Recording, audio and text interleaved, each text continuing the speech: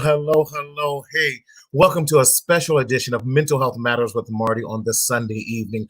I'm so glad to be here tonight with everyone, and definitely let us know that you're joining us, that you're watching us tonight. Listen, we want to do a special edition with all that is going on in our world, all that's going on in our society right now, that we all are definitely mourning, we're definitely grieving, we're in a state of shock. With everything that's going on. And I could not let today go by without addressing this. And I'm so glad that I had a conversation, y'all, with my son, and we were talking about this as a whole and how it is affecting us. And he came in and says, "Dad, can we go live?" I don't know how to have this conversation with my peers, and I want to go live and do whatever I can to address my peers and see how we can change the narrative. And I was so glad that he wanted to do that. And so I just wanted to come and share what his thoughts and his feelings about this. So please like and share, guys, tonight, as we're going to have a candid conversation with the millennials. Now, think about this. These millennials were birthed, many of them, right shortly thereafter 9/11. They have never seen, so they have never seen what this can be. They did not live through the civil rights movement and all of that. We were hoping that our children would not have to go through this pandemic and these civil disobedience that we're seeing today. But they're here. And many of them, like many of us, are confused, they're lost, they don't have the answer, and they don't know what to do. The millennials and that age group has always been the group of social change in our society. So I hope that we can be the voice of reason to help our millennials today move into action and use their power in a positive manner to help bring about change in this nation. But I'm so glad to have as my co-host tonight that's going to be helping with this. You've seen him on our show many times. We're so glad to have back with us, and we're planning some major stuff to happening with us again. Come on, give it up to my boy, my other therapist, all the way from the East Coast, Mr. Thomas Davis. What's going on? Good evening, everyone. Good afternoon. Good afternoon. Yes, man. How are you? I'm well. I'm safe. Good. Yeah. How are you doing with everything that's going on and what's happening? I'm okay. Today was a day of rest. I have not had on my TV. Social media has been limited, but I'm just taking care of myself today. Good. I'm glad that you are definitely taking care of yourself with that, man. How is it out there in DC for you right now? In DC, it's getting quite busy. The mayor just issued a curfew that would take place at 11 p.m. to make sure that everyone is home safe. Last night was a busy night in the city. Yeah. There were a lot of unforeseen things that took place, fires and, doing the normal things because people are upset. We're upset, the people are angry, and, it was just a busy night. It was, I know. Last night in LA, things got kind of, people are frustrated. And right. As Martin Luther King says, rage and rioting are the voices of those who have not been heard. Right. In that, and we have to allow our voices to be heard in such a way and not marginalized. Listen, we're not with the Constitution, 3/5 of a man. In that regards, we are not that. We are in 2020 still battling the same old socioeconomic differences. We're still battling the systemic racial profiling and all of that has gone on for centuries, and we are still fighting that same old battle. And I don't know about you, one of the things I just keep hearing is we're tired. Right. And we're not okay. Right. And we're not okay. Right. We're tired and we are not okay. And so, man, last night we had the National Guards, the governor called for out here in LA. And as things going on, our curfew is at 8 o'clock. Okay. Okay. Yeah. So 11 o'clock is with that. So with that being said, I don't know what just happened. My son just kind of disappeared out of the virtual studio there he was in. But anyway, listen, we're going to bring in our some of the millennials. When he dials back in, we'll get him back on and everything. But my mother has chimed in saying that this has been going on for way too long. I agree, Mom. People, I agree. Yeah.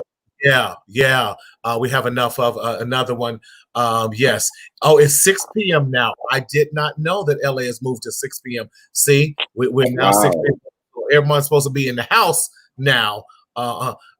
As we're moving along, y'all. So again, let me know that you're out there, you're listening, and please chime in with questions and all those other things as well. But without any further ado, we're going to start off with these brilliant young ladies that we're so excited to have on with us tonight. Kira, who is a UCLA political science major. All right. Hello. With that, go to your phone. Yes, try that with that. So, hello, Kira. How are you? I'm doing okay. How are you guys doing? Yes, good. Thank you for being a part of this and everything as well. So, tell us, and then we're going to bring in Ashley because Ashley was one you invited from your group. Hello, Miss Ashley. Hello. Hi. Yes, from University of California at Riverside, and we have University of California at Los Angeles, hosted by University of California at Berkeley. Yes, we love our UCs out here. I see. Go Bears, always around. Definitely excited. Listen, ladies, we thank you for being a part of this dialogue that we're having today as it pertains to what's going on. Kira, as a political science major, talk to us. What's going on with you, your friends, the millennials, and what are you feeling right now? I think that you said it really best in the beginning, that everyone is just tired, especially students of color, especially Black students on campus. You know, just because people see these things in the media and they see them so live right now and in person, these are things that people go through every single day. I know Black men that go to UCLA that are on campus that are profiled every single day, just walking to their dorm, walking to their classes. And these are boys who know what they're doing, who do great things in the community, who have worked really hard to get where they're at, and they have to deal with UCPD every single day that they're on campus. And so I think, you really summed it up best, that people are tired, and that's why people are in the streets, and that's why people are rioting and protesting. Just they've reached their boiling point pretty much. Yes. And you were one of the residential assistants there congratulations on that wonderful position at UCLA. What was that like for you and being a resident assistant and having to deal with a lot of, like you were saying, some of the profiling and those type of things? Yeah, so I would say UCLA's res life is really good at, we're very diverse, very multicultural. It's a really safe space. So they try to foster a really safe environment for their students and for their workers because unfortunately, the diversity at UCLA does not match their staff. And so going into, working as a resident assistant and having that position, I'm kind of outnumbered with the students who look like me and act like me and talk like me. And so I have to be able to kind of help these students realize racial sensitivity and how to talk to people who aren't like them and how to interact with people who aren't like them in classes and in just everyday life. And so it's been really hard. It's definitely something that takes a lot of getting used to and a lot of patience, which unfortunately is really demanding of Black people to have patience over and over again. So yeah, it's been an experience for sure. So what are some of the comments that you hear from the students as they are encountered with the racial profiling and things like, what are some of the takeaways that they walk away from those situations? Yeah. And do you mean like as the Black students or as students of color? Yes. I think the main thing that I hear and I've seen our students of color, they're really just disheartened by it. You know, you go to a university, you give all of your money to this university every single year, and you expect a university to support you and to be an activist for you as a student of color. And when you don't feel safe on your college campus, where can you feel safe? You know, if you can't even feel safe in the bed that you sleep in at night, where can you feel safe? So it's very discouraging and very disheartening for them, is what I've heard. This is good. Thank you. Right. Thank you. You know, we're going to help the millennial to figure this out and everything. Yes, my goodness. Ashley, talk to us about your experience at Riverside and what's that like, and talk to us about the dynamics of that.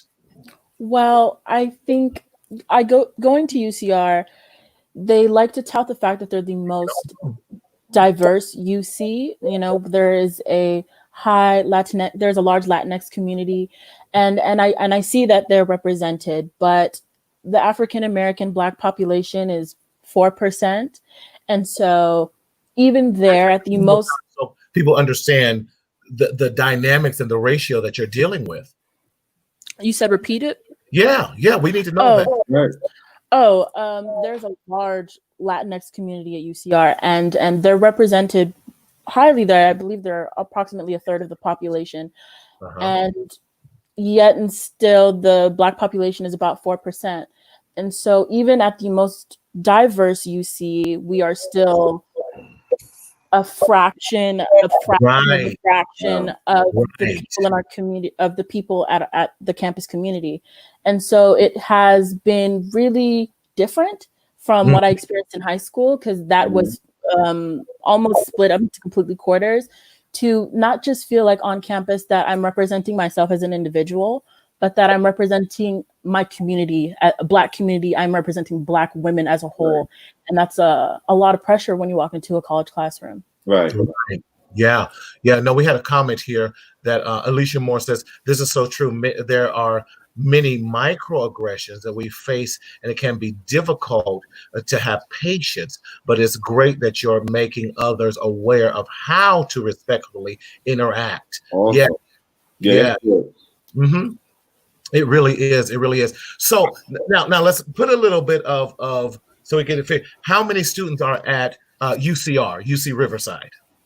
I would say probably just under 30,000 students. She says just under 30,000. Yes, just under 30,000. So when you do the math, that for some places in America, that's larger than the cities, many cities in America. So you're talking about 30,000 students, and 4% of them are Black. Now, we even were to even do the dynamics of that 4%. Pull out your calculator with that, because when you do it, then let's look at how many Black men are a part of that. Less. That's less. Wow. It's not 1-to-1. It's not a 1-to-1 male to female ratio. No, it might be a 1 to 10. Yeah. Black women. Then we're talking about, so in many times that you are the only one in your class, or the only one in a lot of that, unless you're talking about African American Studies department, all of that. And then they think that just because you chose an African American Studies department as a major, that you chose an easier type of profession or major, and that's not the truth. Correct. They prove to be harder on you because they want to legitimize what we're doing in that. So tell us about your experience, Christian, and where you're at. Now speak up. I'm definitely at this small school called California Memoir, but I'll talk about my experience at Wisconsin, just because that was kind of more iconic to me, I guess, in a sense, just because I was at a school where only really normally the athletes are usually Black. So it's kind of hard to be at a school and the only people you look up to that are like Black and that can you kind of kick it with is the people on your team. You feel me? So it's kind of hard to, in a sense, adapt in that sense, and you're just kind of surrounded. You know what I'm saying? So you have nobody to really turn to and all that. So that was kind of a issue I would talk about. And that was kind of a major culture shock for me. So as well. So it's kind of that's something that a lot of people don't look into when you're even choosing colleges. It's not something, it's not like, I think we got to start choosing colleges that like promote more Black people in not in only sports, but just in education as well too. So yeah. Well, considering when many of us are recruited simply because we are athletic, because they will use you. Come on. Yeah, and because of our color, actually. Right, with that, because now it's about, I want to recruit you because you bring butts in the seats, what brings money to the university. However, I don't support you with the needed services and the needed support that you need in order to be successful.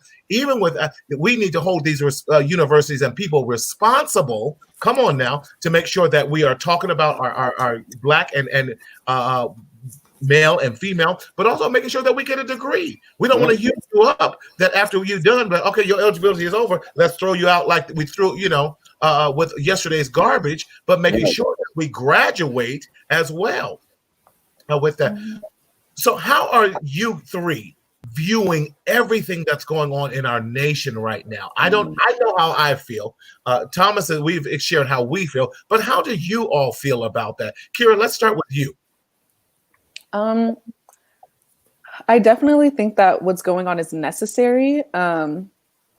It's hard to put into words, kind of, just because, I think that the media, especially like the media, misreports things and focuses on the wrong things, especially in times like this. It's fast news, it's easy news, it's what's going to get money to the stations, it's what's going to get money to the anchors, and so they're going to talk about things that people are going to pay attention to. So looting, rioting, things burning and going up in flames in the cities, that's what they want to focus on.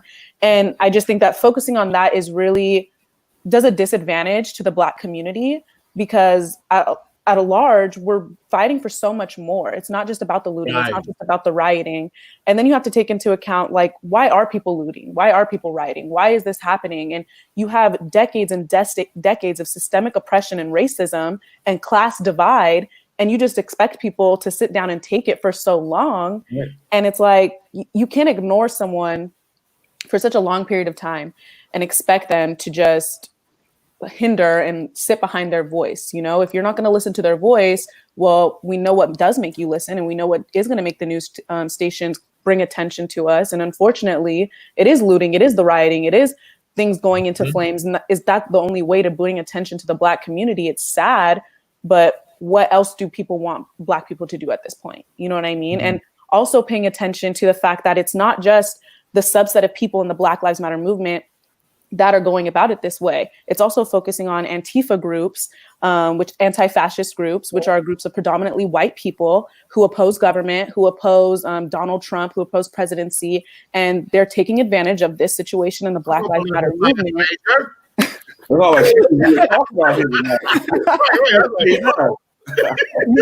They're just trying to, it makes me upset because they're trying to further their own agenda because they don't have the numbers of people to do this on a regular basis. And so any way that people, especially white people, can make their voices be heard over Black people, or they want to be allies and they want to be louder than Black people, that's what they're trying to do. And so then if we're not going to recognize that in the media too, it's not fair to put all of this on Black people and say that that's what we're doing. Come on. Thank you so much for sharing. Right. Come on, education. Groups. So thank you so much for sharing it. Yeah. Please share this. Mm-hmm. Yes. Thank you. No, there was another comment. Thank you, Alana. There was a Dr. Robinson here who works in the educational system. He says high school counselors should, and I love you put that in big italics there, be assisting students with a right fit, like you were saying, Christian. Athletes are usually used, especially Black male, for their talents and not their academic ability. Thank you for sharing that. You're absolutely right with that. And that's why we have a responsibility to make sure that our athletes do get a solid education with that. Right. And that's that whole fight type of thing. The money is good, but let me tell you something. If they blacklist you like a Kaepernick, what do we do in that regards with that? So, Kira, you had mentioned that you're angry. What else are you feeling as a result of things that's the therapist in me kicking in? So sorry. As a result of all of this that's going on. I think I'm just also feeling really sad. Because as someone who now lives in LA and goes to school in LA, like that is a city that is my home. It's my second home. And so to see it, you know, just burning and damaged the way it is, and to see the people that live there, especially, you know, when you look at, it's really strategic where people are, it's really strategic where the cops are pushing people to riot and pushing people to protest. You know, they were so quick to respond when people were trying to protest in Beverly Hills, because God forbid Beverly Hills burns down. But South Central LA or other areas where let it burn. But you're right. Exactly. It's because they don't want to have to rebuild. And so if you burn down South Central LA, they're not going to rebuild it. You know, except the small area where USC sits, that'll be rebuilt. But the rest of the people whose homes and businesses and areas are over there, they're not going to be rebuilt. No one's going to be out there to grow that economy, to grow that area. And so it's really hard to watch a city that is home to so many people who are so talented, both in their educational abilities and their creative abilities, you know, and athletically, and they have to watch their city be turned to this, you know, and that's just really sad for me to watch.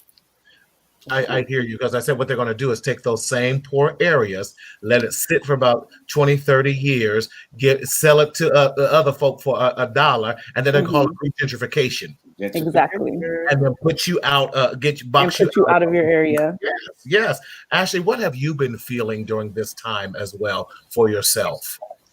I think the situation is needed. My frustration with the media stems from the way that they're spinning the story as well. I see a lot of quotes from Martin Luther King Jr. I see a lot of touting of his ideals, but that man was murdered as well.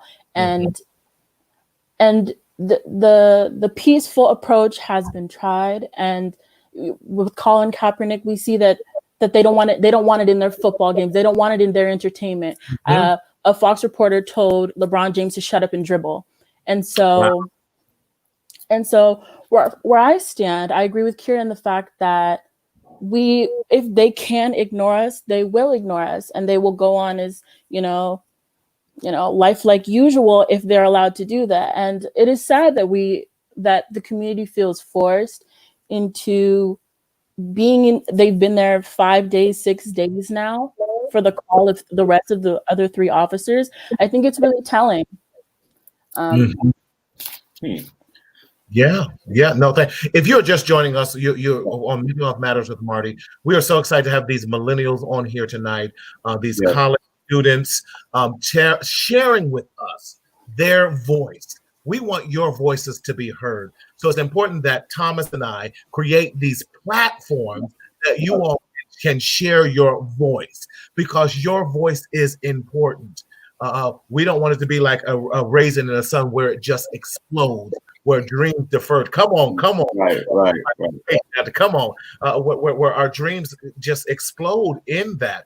Portia, thank you, Portia. She's saying this is great conversation. I appreciate you so much, Portia, with that.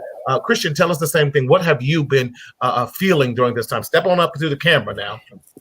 Yeah, I feel like it's a lot of me personally. I feel like it's kind of disgusting to see these things, but it's necessary. I don't necessarily.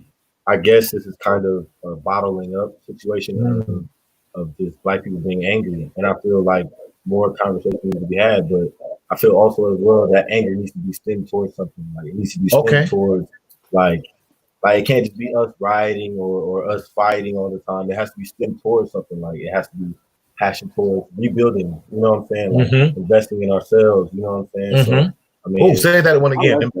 Investing in ourselves. So I think the more we invest in ourselves, that'll help us grow as well too. You know what I'm saying? Like, and also like when Kira said about the South Central stuff as well. Like, it's crazy how they killed a man. I'm talking about Nipsey Hussle. It's crazy how they killed a man who was trying to protect that side, because he knows there's money there, and everybody knows there's money there as well too. Yeah. So they're trying to gentrify and just take it away from us. You know what I'm saying? So, and that's kind of an iconic place for a lot of Black people. You know what I'm saying? Some people got their stripes there. Some people, like Nipsey made a business there. You know what I'm saying? So I think that kind of strikes me and it angers me, but I feel like our anger needs to go towards that area. You know what I'm saying? Coming together more than kind of raging and really, I feel like the media puts a bad stigma on us too as well. So I think we kind of got to watch how we move and like I said, like this is my form of rioting. You know what I'm saying? Talking about it. That's what I think more people need to do is talk about it as well. Like I agree for the rioting to come, but it needs to be also peaceful and stem it. Like let's go towards something. You know, let's start a path. Let's go towards something rather than just stay. I feel like we just riot and it just ends. You know what I'm saying? Like we got all our energy out. Let's just end. You know what I'm saying? I like that. Go past that. You know what I'm saying? So that's my whole frustrations and feelings right now. So. So, Christian, I want to put you on the Thomas. spot. What would you say should be our next course of action? Good. Next call. I mean, me and my dad was talking about it too. Like we were saying, like we need to start going to these meetings and stuff like that, and start going to the local stuff. Let's win at the local level so we can get win at the national level. You know, I think that'll make a better impact as well too. So and I'm a victim of that as well. So I kind of take blame for that, but I think this whole thing is kind of just put a bad taste in everybody's mouth. Yes. And now that we see the videos, it's totally different. You know, it stings a little different. You know what I'm saying? So right. Because it's in our backyard. Yeah. Right. Yeah. I love that. Kira, what same question. Like how we can make a difference after? Yeah. Yes. Yeah. Yeah, I think the biggest thing is I want all these people that are out protesting right now, and more specifically, the people who have not had their right to vote stripped from them, who are still able to vote, who are not a victim of disenfranchisement, they need to go out and vote. That is the biggest that is the biggest thing that we can do, especially in LA. Mm-hmm. Voting there has to be increased. I mean, if you look at, the system of events that happen, especially in like the judicial chain, we can call for people to get arrested. We can call for people to have charges against them. But at the end of the day, the DA that we vote for, the DA that people vote for in each of their areas, that's the person who's going to bring those charges to the court. That's the person who's going to decide. That's the person who's going to decide, are we going to give this person a plea deal? How far out are we going to send to the court? The judges that we vote for, like when you put a person in the court and they're presiding over a case, that means something. So vote for people who have a good history. And when I say like specifically in LA, I'm specifically talking about the DA, Jackie Lacey, who has only seen two convictions or two charges brought against police officers. But you have to call out her name because people don't understand. Baby. People have to understand that like this woman who has been a DA for I don't even know how long. Probably I don't want to give misinformation, but she's been a DA for a very long time. Mm-hmm. And if we would just mass vote her out of the position that she is in, she has caused so many problems. And I think people vote for her because she's a Black woman, but in the words of, I don't know who said this, all skin folk ain't kin folk. And she has come into this area and not given people a platform, not done what she's supposed to do. And people in Los Angeles have suffered for it. She has seen more marijuana charges, drug-related offenses, people going to jail for 7 years for marijuana charges than she has seen people for police brutality. And that's an issue. And so if people would go out and vote, just like we're protesting now, if they would go out and vote in November, we could get her out of office. And we could get someone in office who's going to hold the police accountable, who's going to hold everyone else accountable that supports this system of oppression and is going to actually dismantle the system and give change. Yes, but you're absolutely right. Because now let's look at the systemic problem of that with doing the drug charges. Because now if this is where Thomas and I come in, we're looking at that undiagnosed mental health issues and everything that comes about. And I believe in shaking family trees when it comes to talking about bipolar and some of these other mental health issues. And we look, and so when I say all that to say this. We're arresting drug users and not as many of the drug pushers or the drug traffickers in that regard. So when we look at that, many of them are using because they don't have access to proper mental health. They don't have access to proper physical health in that. So they self-diagnose and they self-medicate in order that they might operate at a normalcy and make them get help on the inside. So if that is the case, we need to set up, say, why are you using? Let's go ahead and put you through some more treatment type programs. So we keep the jails free of that. There's no need for us to have to put people in jail for 7 and 10 years because they have a mental health diagnosis and they were only smoking or using that because they needed the voices to stop. They needed the voices to calm down or what have you in that, or they just needed their anxiety to come down, or they're fighting depression, fighting the PTSD of everything that's happening around them right now. And it's a way of escape. Let me just leave this for a moment so I could just have 5 minutes, 10 minutes of peace. So, and the tone of it is racial. When we look at the way that drugs were handled in the age of Reagan, Bush, Clinton, we see that what it was called a war on drugs, and it was a war on Black people. If we look at today in the opioid crisis and the attitude that our legislators have toward the issue today, they call it an epidemic. Like it is an illness and it should be treated as such. But you see she was getting good. The change in the way that we view our humanity. That we don't have the same plight, that we don't have the same issues that a white person would have when we simply do. And we should be addressed as such, as full human beings. Listen, these millennials are on fire tonight, Marty. I'm sorry. Y'all all on fire. Yes. Thank you. Yes.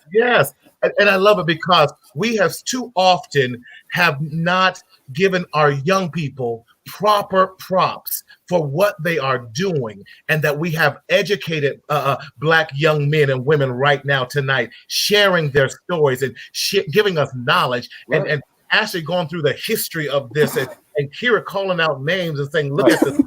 And Christian going in here talking about how they abuse us in the schools and all. Come on, that's what we're talking about. It's you guys who now take those same stories. I'm getting excited. I'm trying to keep my peace, y'all. And take these same stories and share them. Go ahead, Kira. I see you. Well, I wanted to ask Christian a question, if you don't mind. Just because I'm not an athlete, but I have my own beliefs on how colleges, as someone who I used to go to Arizona State, so as someone who's been going to schools, 2 schools in the Pac-12, which is a huge division of sports, they make billions of dollars a year in revenue off of these kids, and the profit that they put on Black bodies. But if you would talk to some of these kids, they go home and they don't have money to eat dinner at night. Right. So you're selling football tickets and basketball tickets for with my name on it, dollars and season passes, and you're selling jerseys with the name on it. They're making no money. So how does that feel as an athlete going into those spaces or wanting to get into those spaces? I guess it's kind of it's rough just because it's just like I'm giving my time, I'm giving my efforts into this coach, and I'm going to class tired. I'm going to going here tired. Like I'm always tired, and my body's going through it. And you can't do the simplest thing and feed me. You know what I'm saying? Something my parents would do. So why? So like that's it hurts. You know what I'm saying? And it's like you're using my name, and I'm trying to go and like the least you can do is propel me to get a degree or propel me to get me somewhere. You know what I'm saying? Get me to the next step so you can repay me. But it hurts, especially as a Black male, because also, and I'll even share an experience that I had when I was in Wisconsin. Like after one game, one dude walked up to my coach and was like, "Hey, like, what's wrong with number 22?" And it's just like, he was just like, "What do you mean?" And he was like, "Man, like he has issues, like he talks crazy, But it's my passion, and it's like I like it's in the back of my head. Like I don't know if I'm gonna eat tonight. You know what I'm saying? Like I don't know. I gotta go home and eat top ramen. You feel me? For having a good performance or a bad performance, like that's kind of that hurts. You feel me? So I think even. And I respect Eb, Coach Eb. I'm gonna throw him out there. Shout out to Coach Eb. I respect Eb because he stuck up for me, and he was just like, "Hey, like, nah, like he has a passion for this. Is it just because he's African American you feel that way, or because he's more expressive in a certain way? Like that's like, you know, it's a give or take. You know, I will always take somebody who defends me and who goes out their way for me rather than the money. You know what I'm saying as well too. So it's kind of I don't know if that answers the question. I was just kind of rambling, but it's a toss up. It hurts. You know what I'm saying? It's a stab in the back, kind of. So yes, yeah. Dr. Ed Robinson, he talks about this. You hit the nail on the head, Christian. Even the young ladies are on point. Yes, see y'all on point. Yes. I love it. Such a hot topic. Come on, Autumn. Yes, it is such a hot topic with that. You guys are showing such knowledge, and I'm blown away here. So I'm trying not to be emotional because I'm speechless, right? Right. But this is such a way that what you guys are saying. One, you're making we as adults take notice of you, and said all my fussing hasn't been in vain. You got it, Chris. Just keep your head up, brother. I'm trying. You're tripping, but I'm trying. I'm gonna always trip. What are some practical steps you guys have alluded to and said definitely your voting power, going out on the. What are some other practical steps? What would you want to tell your cohorts, your friends, about how they can make a difference in what we're doing right now, and what are some wise things you would want to tell them? I'm gonna start with Christian first, and we're gonna work our way back through. Go ahead. I mean, me and my friends have already had conversations about this. I think the conversation is what we need. You know, like it's something like you don't talk about. You know what I'm saying? Like you might go turn up with some dude or turn up with your partners, and you're not gonna talk about something simple. You know, either as long as it's 5 to 10 minutes. I think the awareness is key. The awareness of talking about what's going on in our communities, or the awareness of talking about what we need to do next, or knowing these things is a conversation, you know? So, yeah. But I would tell them, like, you know, I mean, I fight for you, you fight for me, type, you know? I cry, and my boy Roger had a post earlier. Everybody's just kind of hurt. So I think we just need to learn how to speak together. That's what my whole thing is right now. So. But I love it because we as Black men have not been taught or for some reason to communicate and to express feelings. This man over here, Thomas, he has texted me every day. Bro, you good? How you doing? And just to know that I have another brother that's checking up on me to make sure, see how I'm doing, how I'm feeling, how I'm processing. And I had a couple other brothers do the same thing. And we're creating this amazing network. You know, we got Jason T. Mahoney, and I saw you on here. You know, the three we're constant. You good? You good? How you feeling? How you sleeping? These type of things that is good that we as Black men have to learn how to support each other emotionally, and if we're not good, how to share those things. So I'm glad to hear about Roderick putting that out. Ashley, go ahead. Marty, what I was going to take it back to, like a therapy thing, is what Christian has done is develop a informal support. Yes. And an informal support is somebody that's not your parent or your guardian. He has a crew, as he stated, that's going to hold him down when he needs it. And they're holding each other down. And I like that. I fight for you and you fight for me. So I like that. Yeah, they should be in here, but you know, I ain't saying too much, but get on them later. Ashley, what about yourself? What do you message you want to send and tell to not just your peers, but to all the millennials out there who might catch this? Well, I believe in allyship, and we all need to band together and be able to solve this issue. And Kira's one of my best friends, so there is no shortage of conversation when it comes to these topics. But I truly believe in my heart that this is an issue that white people need to address and the system needs to address, because only an individual can do a certain amount. When I think about the amount of time that it takes to become a police officer versus how long it takes a decade to become a doctor, it takes 7 years to become a lawyer. And the amount of authority that these people hold, there needs to be a systematic change. The length of time is ridiculous. 10 months, a year to hold enough authority to kill someone and get away with it. That is not something that I think that can change simply with conversations with my friends at this point. I do believe it's beyond that. That's good. Is there anything that you would like to share with them on how to even cope, or what can they do to help make a change? You're right. That's a systemic change that happened. Go ahead.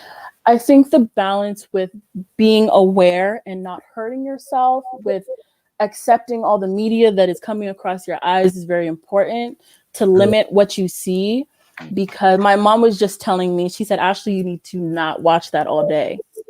Right. And I had to, I acted like I didn't hear, but I heard her, because it really can take a toll on you. Yeah, it can. Kira.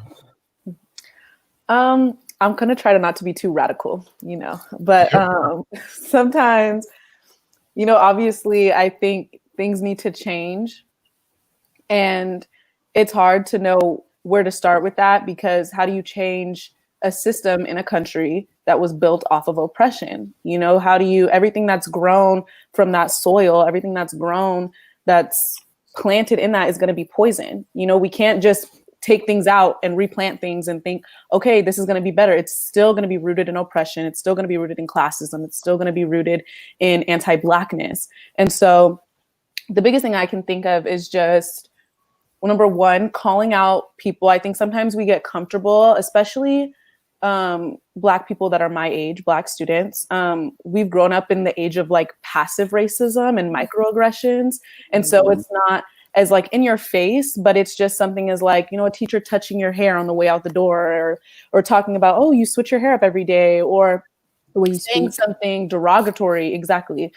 Saying something derogatory, but in a small way, to where you feel as though, like, okay, if I say something about this, am I going to look crazy, or am I justified in what I'm saying? And so coming and really talking about those with people, especially like any slight comments that people make, rooting out the anti-Blackness that might be concealed within the group of people that you hang out with.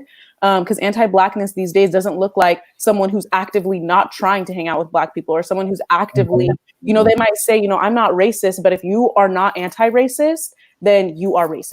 And I think that's something that people have to understand. If you're not actively fighting against racism and actively fighting against anti-Blackness, then you are anti-Black, because you are using the power of your position, or the power of your race, or the power of your privilege to deny somebody the right to even a recognition. Just recognize that Black people go through things that you don't go through, that we are systematically oppressed, and use your voice to talk about it. And so calling people out that don't do that, I think, is a great start. And also, we need to see a lot more Black people in Congress. We need to see a lot more Black people as judges, as lawyers, a lot more Black people in the executive branch. That's something that's so important. And I think ways to stop that, it might not be easy, because equity, we're not all given the same access to resources and opportunities, but people, especially Black people who do have those opportunities and resources, are lifting other Black students up and are encouraging them to find different avenues or different ways that they can be involved in their local government, in their state government, and in federal government. I have a question, and I just want to acknowledge 3 leaders on this thing, because you guys are leading it. You guys are killing it. Yeah, educating us as the baby boomers / senior seasoned people. My question that I want to ask each and every one of you all is, how can you as an individual take what you all are speaking, because you guys are dropping knowledge here on this line. Right. How can you take what you are saying here back into your circles, into your campuses, into your networks? How can you guys take what you all are doing here back to where you are? All right.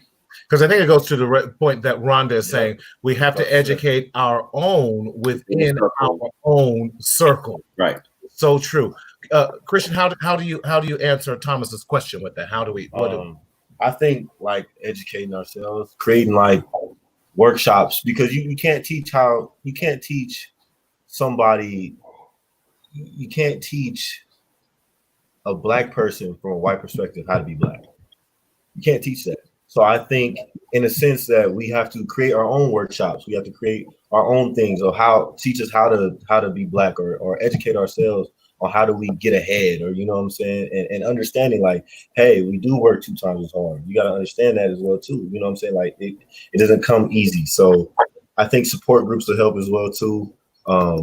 But education and educating ourselves is a very major way as well. So we got to kind of carry that out, creating our own workshops and coming together, bonding together, doing stuff like this. You know what I'm saying? Just getting the word out. That's how I feel. Thank you. Ashley. For me, my education is protest because both my parents, neither of them are from the United States. Neither of them are citizens. I'm a first-generation American, and the statistics show that I shouldn't graduate college and I shouldn't be successful. Right. You know, but my existence is proof that if it can work, and that, you know, if you find yourself in these positions, if I find myself in the space that I am in to be in student government, that I need to go ahead and accept those opportunities, and I need to do everything that I can to maximize my effect in the Black community and the community at large, because everyone needs to see the strength and everyone needs to see our capabilities, and that we have an invaluable, you know, amount to put into the United States. I love it. As a first generation Black female in your family, because your parents were immigrants, how does that narrative change for you, even with what you're seeing? Because this is all supposed to be the American dream, the home of the free, land, you know, home of the brave, land of the free.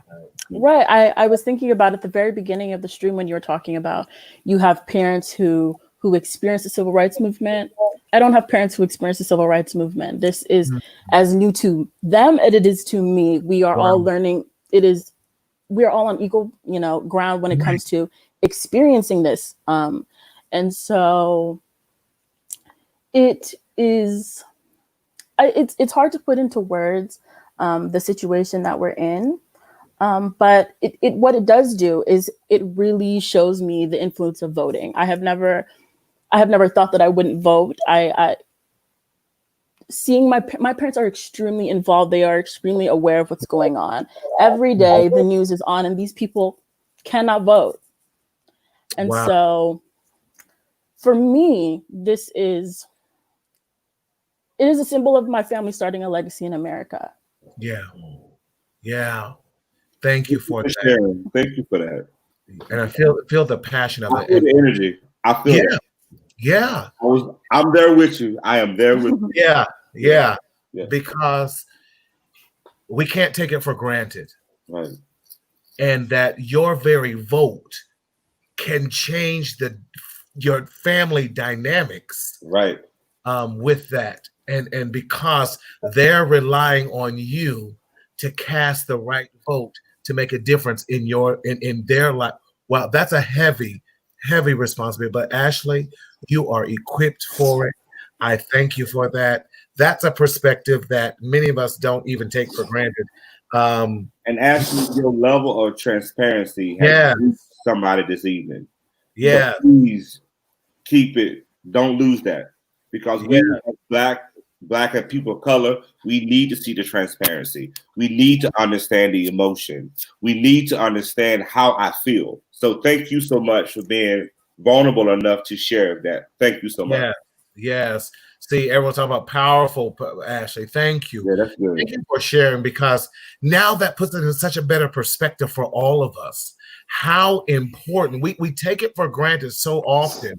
That Thomas and I were talking last week and talking about how, you know, our grandparents and our great grandparents made these sacrifices, and dogs were turned on them, and water hoses and all these other things, and they were denied, and yet they would not let go of that because they understood the power of that.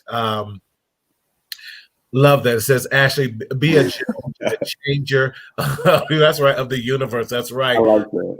Yes. Thank you, Ashley. Thank you. Thank you. You've touched all of our hearts. And speaking of our future attorney, our future, who knows? Let's go all the way to, we need you at the Supreme Court now. When I went to law school, they probably would have found something. I would only made it to the Ninth Circuit, but the appellate court. But talk to us, Miss Kira. Yes.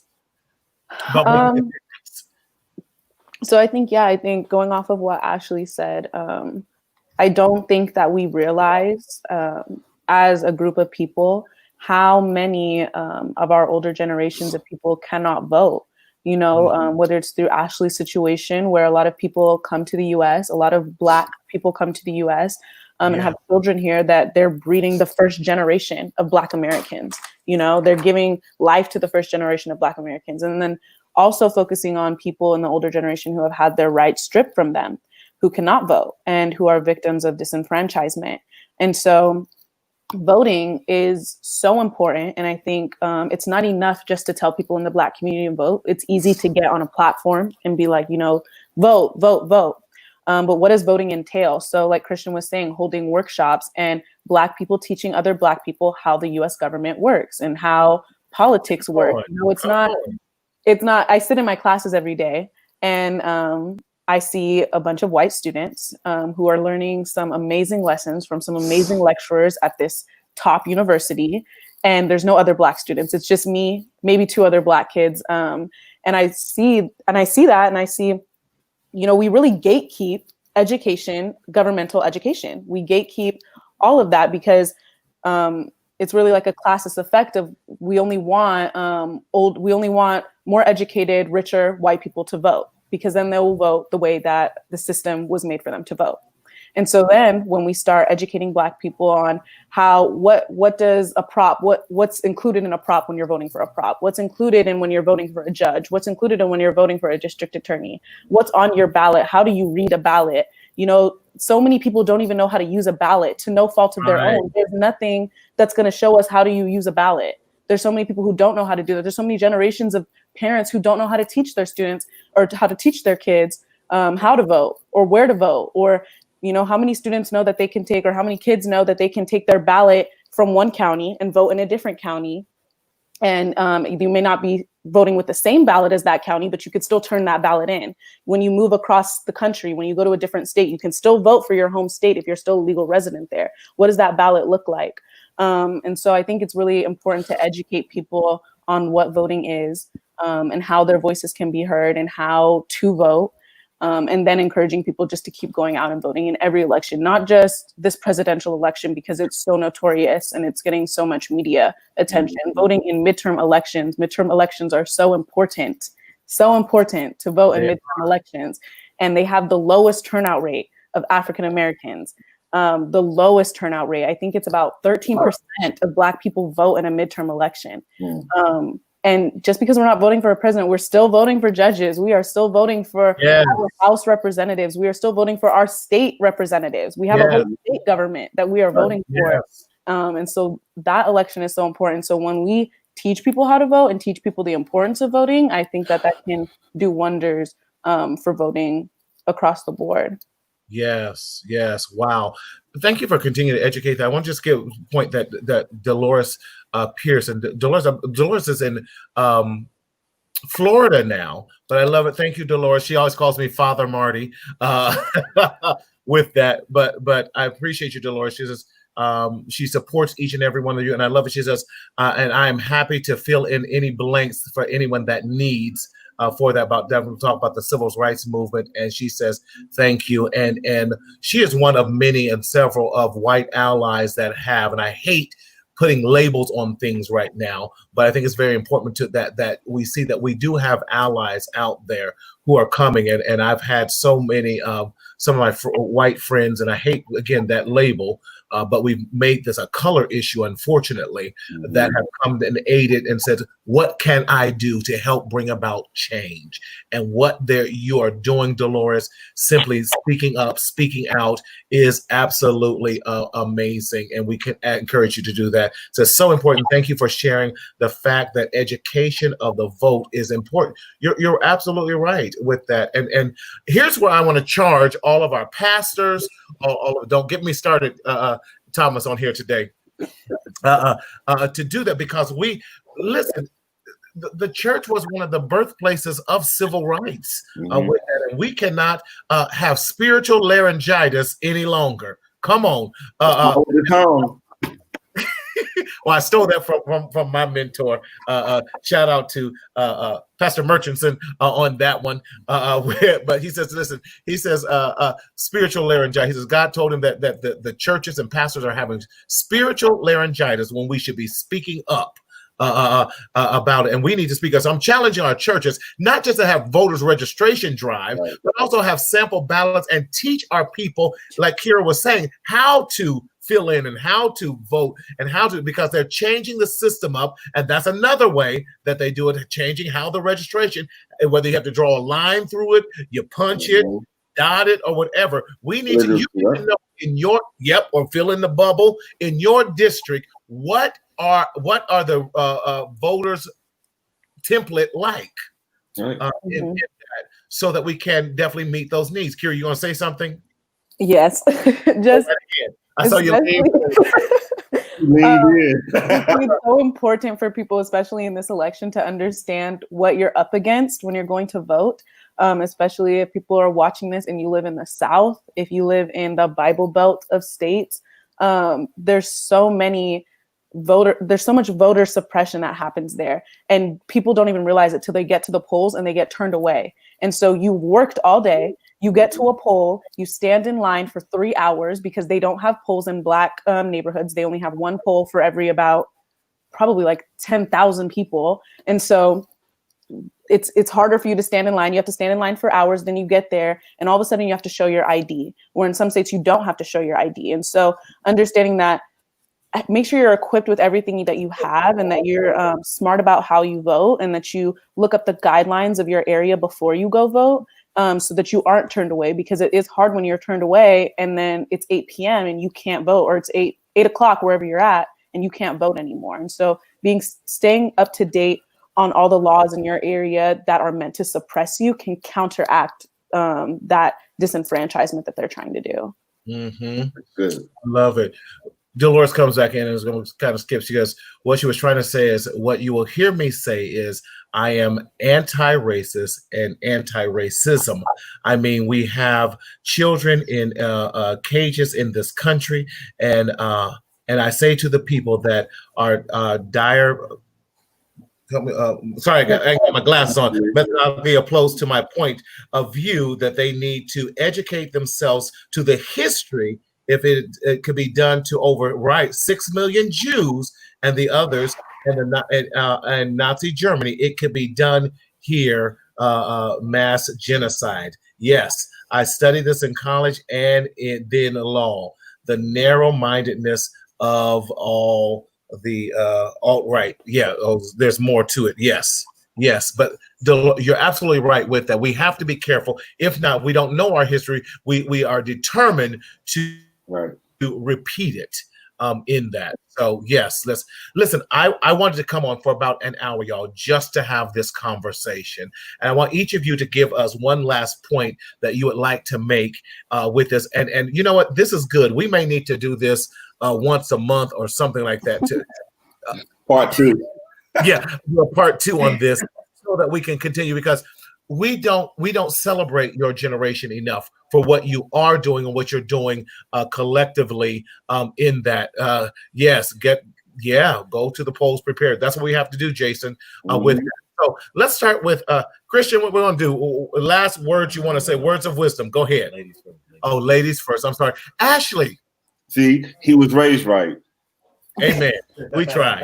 Ashley, what do you want to tell last words you want to share to the people about just today and what we can do? I think the point is don't get bogged down in the cynicism.